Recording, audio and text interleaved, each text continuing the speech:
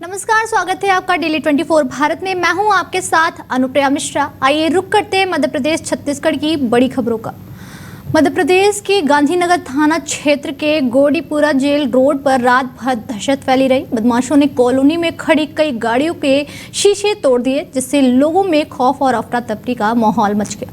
Gandhinagar police ने तुरंत कार्रवाई करते हुए महज 8 घंटे में सभी आरोपियों को धर दबोचा। गिरफ्तारी के बाद बदमाशों को सार्वजनिक रूप से जुलूस में कान पकड़कर उठक बैठक करवाई गई।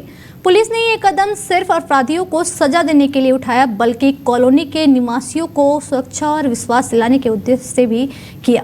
स्थानीय लोग पुलिस की इस तेज और प्रभावशाली कार्रवाई की सराहना कर रहे हैं और इसे कानून व्यवस्था को मजबूत बनाने वाला कदम बता रहे हैं। वहीं बीजापुर जिले से भोपालपट्टनम जाने वाली मार्ग तुनकी गुड्ड में कई दिनों से लगातार सड़क दुर्घटना बढ़ती जा रही। नेशनल हाईवे पर गड्ढों की भरमार के कारण वाहक चालक हर रोज जोखिम में है। स्थानीय ड्राइवरों का कहना है कि यह रोड अत्यंत खतरनाक हो चुकी है और सरकार से जल्द इसकी मरम्मत करवा कर इसे सुरक्षित बनवाने की मांग की है। हादसे की बढ़ती संख्या से लोगों में चिंता का माहौल है। वाहक चालकों ने अधिकारियों से अपील की है कि सड़क की रिपेयरिंग तुरंत शुरू की जाए, ताकि आने वाले दिनों में और बड़े हादसे टाले जा सके। रोड तो बहुत क्षतिग्रस्त है सर, क्या बताना है। यहाँ पे नहीं, आगे भी बहुत सारा खराब है, बड़े बड़े गड्ढे हैं। रोड तो बहुत खराब है। अच्छा, कब से खराब है रोड? ये तो काफी दिन हो गया, बहुत दिन हो गया, ये महीनों हो गया है। तो दुर्घटना वगैरह हुआ है? हाँ, दुर्घटना वगैरह हुआ है ना। रोड तो बहुत क्षतिग्रस्त है सर, क्या बताना है। यहाँ पे नहीं, आगे। वहीं बीजापुर जिले के भोपालपट्टनम से लगे गांव वर्दली की प्राथमिक शाला पिछले 4 महीनों से क्षतिग्रस्त हालत में है। ग्रामीणों का कहना है कि शाला जतन योजना के तहत मरम्मत हुई थी, लेकिन 1 महीने के भीतर ही स्कूल भवन के ऊपर लगी छत टूटने लगी और बच्चों के ऊपर गिरते गिरते बची। माता पिता ने चेतावनी दी है कि अगर स्कूल की हालात ऐसे ही रही तो वे अपने बच्चों को स्कूल नहीं भेजेंगे। ग्रामीणों का आरोप है कि बीजेपी सरकार आने के बाद तो मुख्य सड़कें बन रही, लेकिन उनके अंदरूनी गांव में भवन, हॉस्पिटल, सड़क और पुलिया जैसे मूलभूत सुविधाएं नहीं मिल रही है।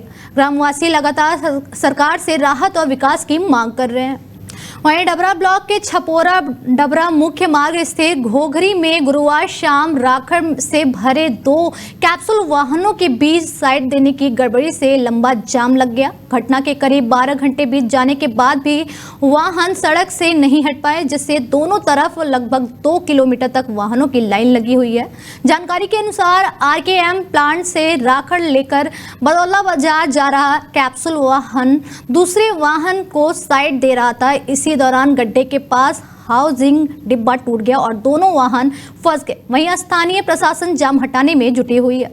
मध्य प्रदेश में पर्यटन को बढ़ावा देने के लिए मोहन सरकार ने जबलपुर से 3 नेशनल पार्क, बांधवगढ़, कान्हा और पेंच के साथ पवित्र स्थलों मैहर नगरी और अमरकंटक के लिए हेलीकॉप्टर सेवा शुरू की है। पीएम श्री हेली सेवा के तहत जबलपुर से इन जगहों के लिए हवाई उड़ान सप्ताह में 5 दिन भरेगी। गुरुवार को जबलपुर के भेड़ाघाट हेलीपैड से इस सेवा का शुभारंभ प्रदेश के लोक निर्माण विभाग मंत्री राकेश सिंह ने किया।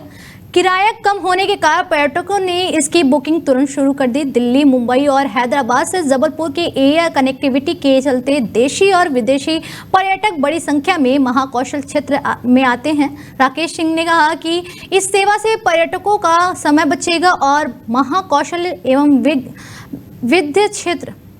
विद्य क्षेत्र के पर्यटन और विकास को नई गति मिलेगी। भेड़ाघाट से शुरू हुई पीएम श्री पर्यटन हेली सेवा को लेकर लोगों में उत्साह देखने को मिला।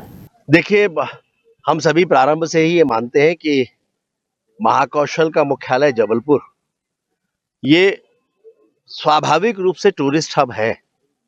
पर्यटन की असीम संभावनाएं यहाँ पर है और मुझे बहुत खुशी है। हम आभार प्रकट करना चाहते हैं मध्य प्रदेश के यशस्वी मुख्यमंत्री माननीय डॉक्टर मोहन यादव जी के प्रति, जिन्होंने अपनी दूरदर्शी सोच के चलते मध्य प्रदेश में पीएम श्री हेली पर्यटन सेवा शुरू की है। क्योंकि भेड़ाघाट विश्व पर्यटन क्षेत्र है और भेड़ाघाट के लिए बहुत बड़ी सौगात मिली है। इसमें मैं विधायक जी को और मंत्री जी को बहुत बहुत धन्यवाद देता हूं, क्योंकि हम लोगों ने नगर परिषद से एक प्रस्ताव पास किया हुआ था और हम लोगों की मांग थी, क्योंकि पर्यटन क्षेत्र में एक ऐसा कुछ होना चाहिए जो लोग पर्यटक देशों से नहीं विदेशों से यहाँ पर भेड़ाघाट में आते हुए हैं। तो उनके लिए बहुत बड़ी सौगात है, क्योंकि अगर बांधवगढ़ मैहर जाना है तो लोगों को उसमें काफ़ी समय लगता था। तो इसके हेलीकॉप्टर के द्वारा जो यहाँ से यात्रा करेंगे लोग, तो बहुत ही बढ़िया रहेगा। देखिए, हम सभी प्रारंभ से ही ये मानते हैं कि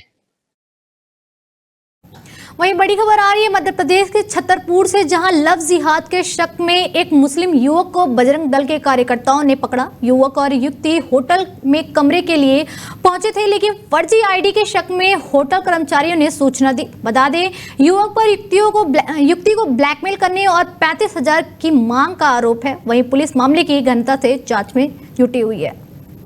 वहीं उमरिया जिले में करिया लोनी गैंग के आतंक ने पुलिस और आम लोगों के लिए चिंता का माहौल बना दिया। मनीष करिया उर्फ करिया लोनी और उसके साथियों द्वारा अंजाम दी जा रही लगातार आपराधिक घटनाओं ने पूरे क्षेत्र में भय का माहौल पैदा कर दिया है। कोतवाली थाना क्षेत्र में गैंग ने 4 बड़ी वारदातों को अंजाम दिया। ताजा मामले में आरोपी करिया लोनी ने पिपरिया के पास एक पेट्रोल पंप कर्मचारी से 15,000 रुपए लूटे और बेरहमी से मारपीट की।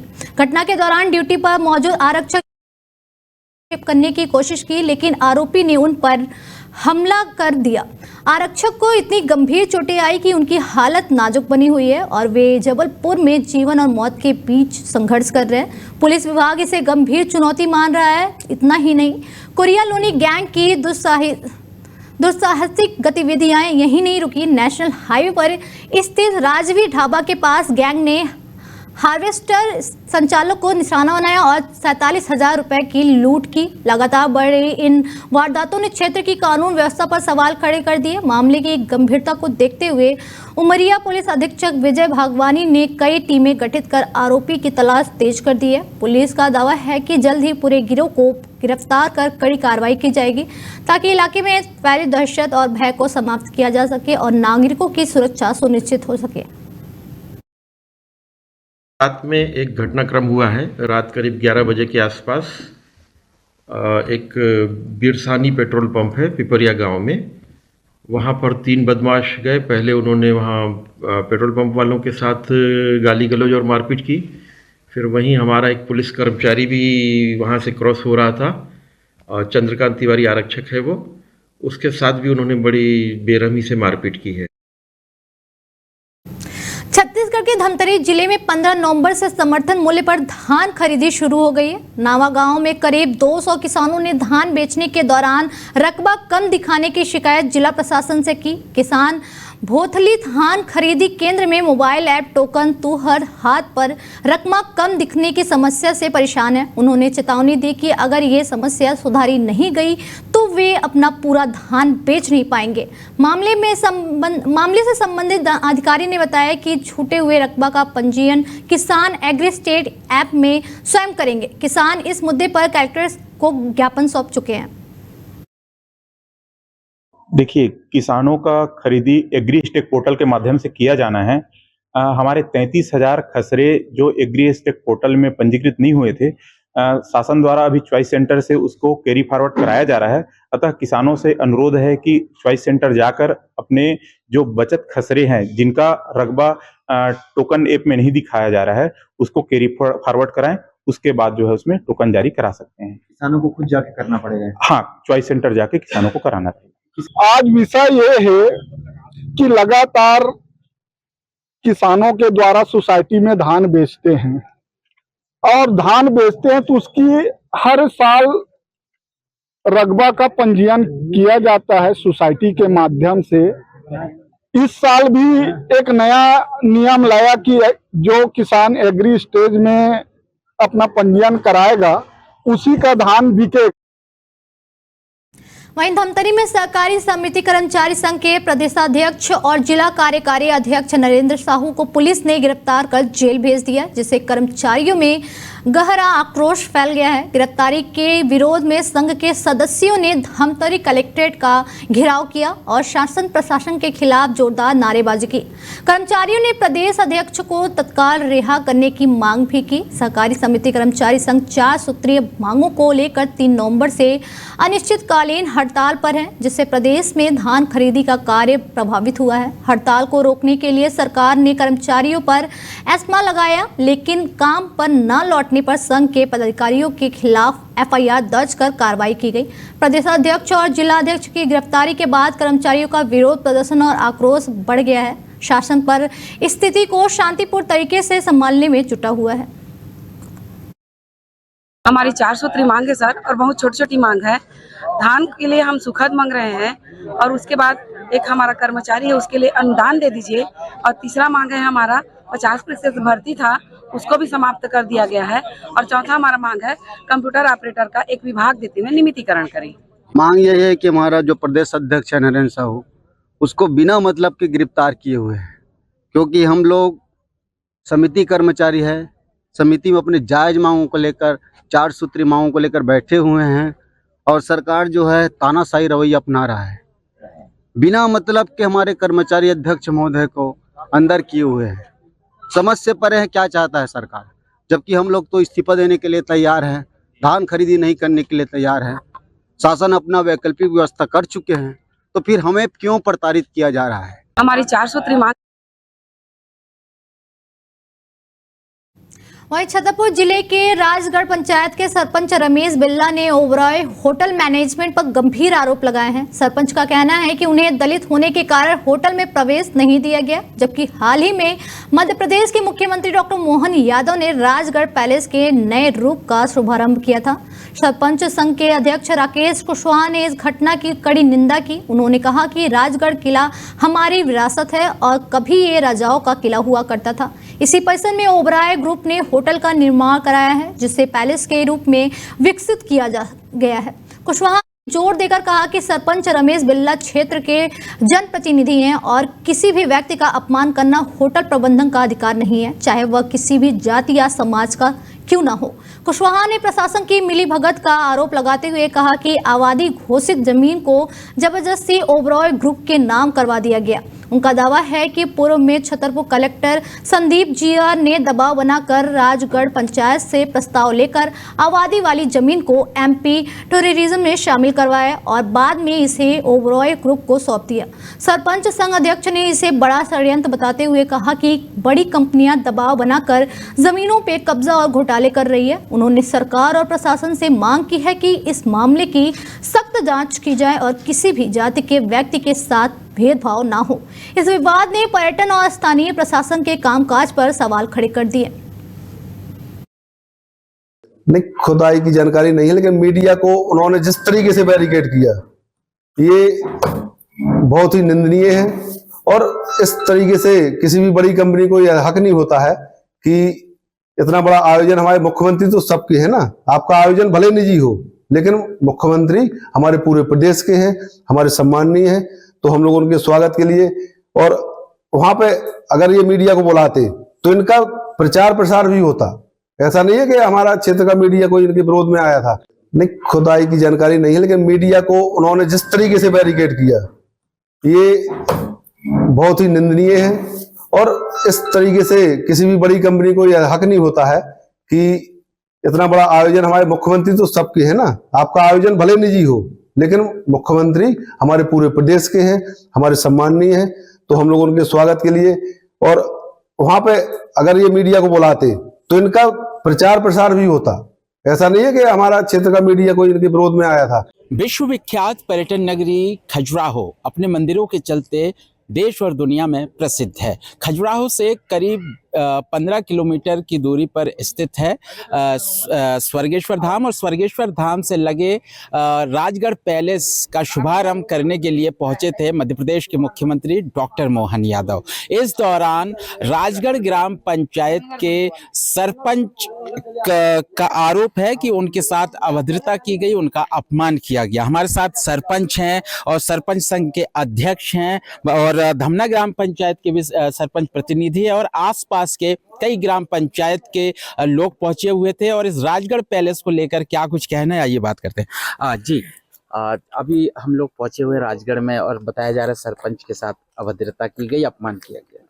चूंकि सरपंच ग्राम पंचायत का प्रथम नागरिक होता है, और जिस पंचायत में ये होटल का निर्माण हुआ है, चूंकि ये शासन के द्वारा नहीं पैलेस बनाया गया था, ये हमारे स्टेट टाइम के राजाओं, गौड़ राजाओं का ऐतिहासिक किला था, लेकिन शासन ने लीज पे दिया है। लेकिन इसका अर्थ ये नहीं है कि हमारे सरपंच का अपमान हो, और सरपंच का अपमान नहीं है, गांव की जनता का अपमान है, पूरे क्षेत्र की जनता का अपमान है कि हमारे रमेश प्रसाद अहिरवार जी को अंदर आने से गेट से बाहर धक्का मार के भगा दिया गया।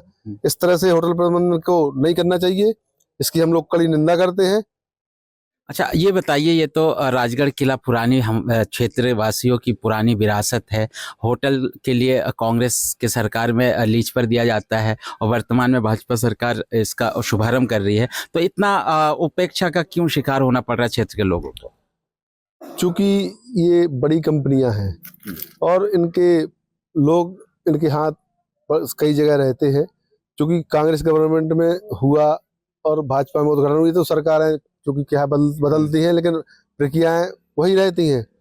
तो शुभारंभ करना या लीज पे देना वो अलग विषय है, लेकिन जिस तरह से इन्होंने क्षेत्र के युवाओं के साथ भेदभाव किया, क्षेत्र के युवाओं को रोजगार इन्होंने नहीं दिया है, ना ही ये देना चाहते हैं। और अगर देना भी चाहते हैं तो बाहर फूल बगिया में या कहीं।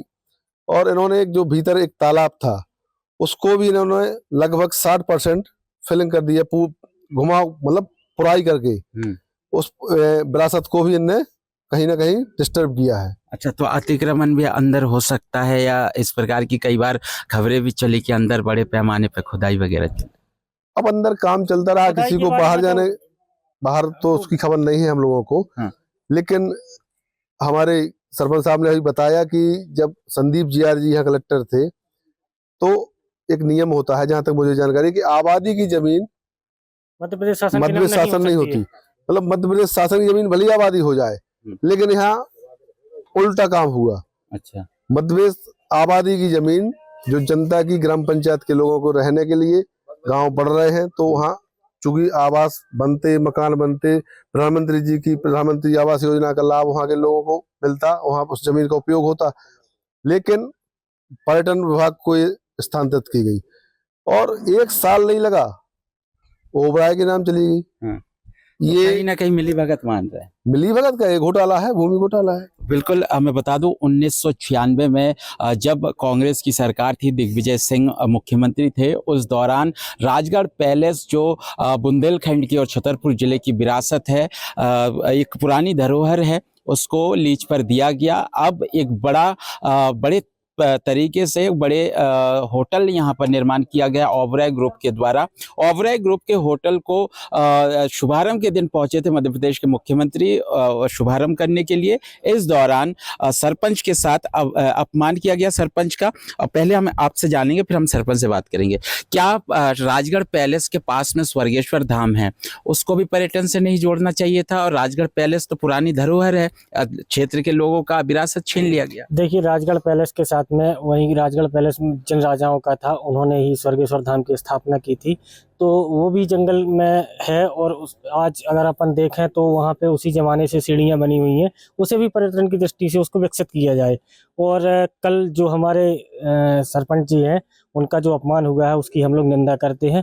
और मैं एक मांग करना चाहता हूं कि ओबराय ग्रुप के द्वारा जो भी यहाँ पे स्टाफ मैनेजमेंट लगाया गया है, तो उसमें कम से कम 20% स्थानीय युवाओं को इन्हें रोजगार देना चाहिए। यदि इनका कहना है कि यहाँ के युवा जो है वो प्रशिक्षित नहीं है, यदि नहीं है तो उनको ये प्रशिक्षण दिलवाएं। यदि ये प्रशिक्षण दिलवाने में सक्षम नहीं है तो हम अपने प्रशासन से मांग करेंगे, अपने जिला कलेक्टर से मांग करेंगे कि हमारे क्षेत्रीय युवाओं को इनको प्रशिक्षित करवाया जाए और इनको रोजगार दिलवाया जाए। अच्छा, मैं बताना चाहूँगा, मध्य प्रदेश सरकार पर्यटन को बढ़ावा देने के लिए प्रयास करते हैं, अच्छी बात है, लेकिन पुरानी विरासत जो क्षेत्र का है राजगढ़ पैलेस, उसमें होटल निर्माण किया गया। अब ऐसे में बड़ा सवाल उठ रहा है, क्या स्थानीय लोगों को राजगढ़ पैलेस के अंदर अब क्या जाने को मिलेगा, जब सरपंच को ही दरकिनार किया जा रहा है, सरपंच को ही मुख्यमंत्री के उपस्थिति में पहुँचने नहीं दिया। हमारे साथ सरपंच हैं रमेश बिल्ला जी। रमेश जी, क्या कहेंगे इस पूरे घटनाक्रम को लेकर? आपका आरोप है राजगढ़ पैलेस के कर्मचारियों पर। अब मेरा तो ये आरोप है कि किसी तरह से दलित सरपंच होने से मुझे धक्का मार के बाहर भगा दिया गया। हाँ, तो क्या मानते, क्यों किया गया ये सब? ये इसलिए किया गया है कि किसी तरह से मुझे ज्ञापन देना था माननीय मुख्यमंत्री महोदय को कि स्वर्गेश्वर स्थल है, इसको वन मित्र पोर्टल पर यूजर आईडी खोल करके पर्यटक स्थल से जोड़ा जाए। दूसरा, शिक्षित युवाओं को किसी तरह से भर्ती किया जाए। तीसरा, डिग्री कॉलेज जसोबराय ग्रुप से खुलवाया जाए। तो और इतनी बड़ी कंपनी है तो गांव की तरफ, सुंदरता की तरफ ध्यान क्यों नहीं दिया गया? भाई इसमें मैंने लिखा भी है कि पंचायत के विकास के लिए राशि उपलब्ध कराई जाए, विकास के लिए किसी तरह से राशि अतिरिक्त दी जाए, उसकी साफ सफाई और नाली निर्माण। जब साफ सफाई होगी तब तो किसी तरह से विदेशी पर्यटक आएंगे, देखेंगे कि हाँ ये सही जगह है, सुरक्षित जगह है, गांव सुरक्षित है, तब किसी तरह से पर्यटक अधिक से अधिक जुड़ेंगे। अच्छा, ये बताइए, आप कह रहे हैं आपको अंदर नहीं जाने दिया गया, मुख्यमंत्री की उपस्थिति में शुभारंभ हुआ है। ये क्या किला तो क्षेत्रीय लोगों का पुरानी विरासत है, होटल बन गया तो क्या हुआ, लोग तो जा ही सकते हैं। और दूसरी बात ये है कि पहले मीडिया को आमंत्रित किया जाता है, फिर अचानक जो है रोक लगा दी जाती है मीडिया पर। क्या अंदर ऐसा क्या हो सकता है जो छुपाया जा रहा है? अब मीडिया का ऐसा है कि किसी तरह से क्यों नहीं बुलाते हैं, कोई पोल ना खुल जाए, इस तरह से वंचित कर रहे हैं। और दूसरा, मैं तो दलित सरपंच हूँ और दलित होने के कारण मुझे वंचित कर दिया गया। मैं तो यही कहता हूँ कि दलित ना हो। क्या प्रयास रहेगा, क्या करेंगे आप? मैं तो उनको नोटिस जारी करूंगा, नोटिस जारी करके जो किसी तरह से इन्होंने काम करवाया है 2-4 करोड़ का, 2-4 अरब का, उसका पूरा टैक्स पंचायत में जमा करे, तब पूर्णता प्रमाण पत्र दिया जाएगा।